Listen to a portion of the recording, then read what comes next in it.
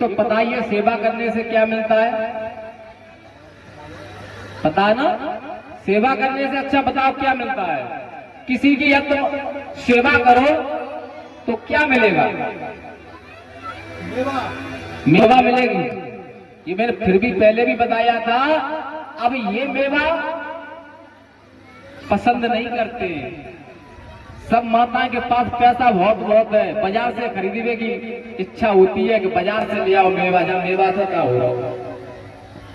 देखिए, एक पंडित और पंडितानी थी, तो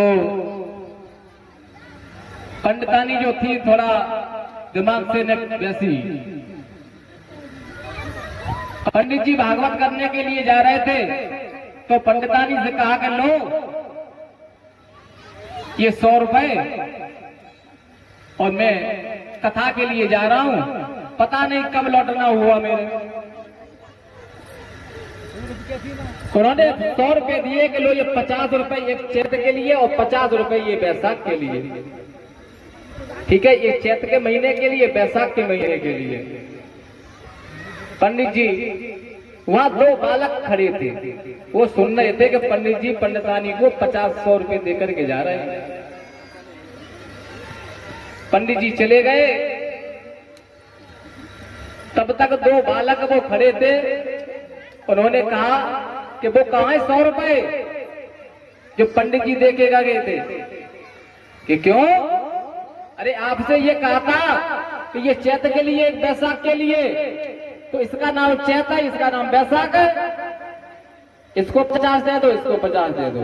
50-100 का नोट पंडितानी ने चुपचाप उन्हें पकड़ा था। पंडित जी आए, फिर उनका चश्मा रह गया घर पे। चश्मा लेने के लिए जैसे ही घर पे आए तो पंडितानी से कहा हमारा चश्मा रखा है, लाओ चश्मा दे दो। पंडितानी चश्मा दे दिया। बोले हम जा रहे हैं, ठीक है, आपको पैसे तो हमने दे दिए खर्चा पानी के लिए। अरे कि वो तो ले गए कि यहाँ 2 बालक खड़े थे, वो ये कह रहे थे कि इसका नाम चैत है, इसका नाम बैसाख है। आपने ही तो कह के गए थे कि ये चैत के लिए, वे बैसाख के लिए। तो ये कह रहे थे कि इसका नाम चैत है, इसका नाम बैसाख है, तो मैंने उनको दे दिए। पंडित जी कह रहे तुम पगलों की पगलो ही रही। ले जे 100 रुपए और अब मन देना किसी को। 100 रुपए दे करके पंडित जी बोले आज तुम्हारे सास ससुर होते तो तुम्हें कभी सौर सिखाते। अब ये बात पंडितानी को बुरी लग गई। अरे सास ससुर होते, अब क्या करें? पंडित जी 100 रुपए दे करके चले जाते हैं। उन्होंने क्या किया है, गांव में एक मिट्टी की गुजरियां बिकने आई। पहले गुजरियां हुआ करती थी लंबी। उन्होंने 2 गुजरियां ले ली। उनने सोचा कि आज से हम अपनी माता पिता सास ससुर को इन्हीं को मानूंगी।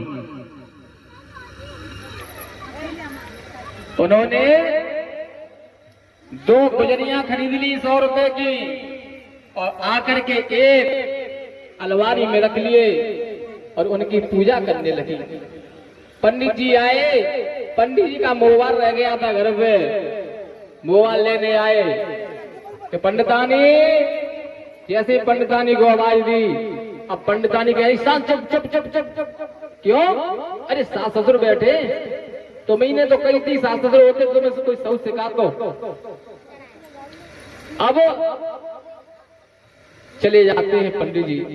पंडित जी और पंडितानी में इतना झगड़ा हुआ, उन्होंने पंडितानी ने अपने सास ससुर को दबाओ और घर से बाहर चली गई।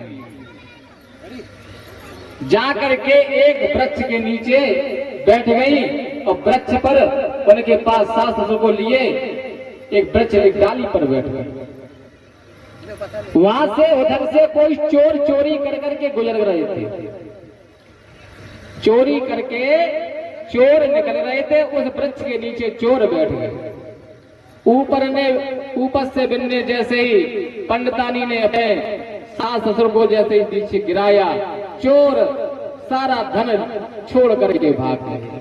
अब वो चोर सारा धन अपने छोड़ करके भाग गए, तो पंडितानी आई, सारा माल समेटा और पंडित जी के पास आई कि देखो मैंने अपने सास ससुर की सेवा करी है, ताकि ये मेवा मिली।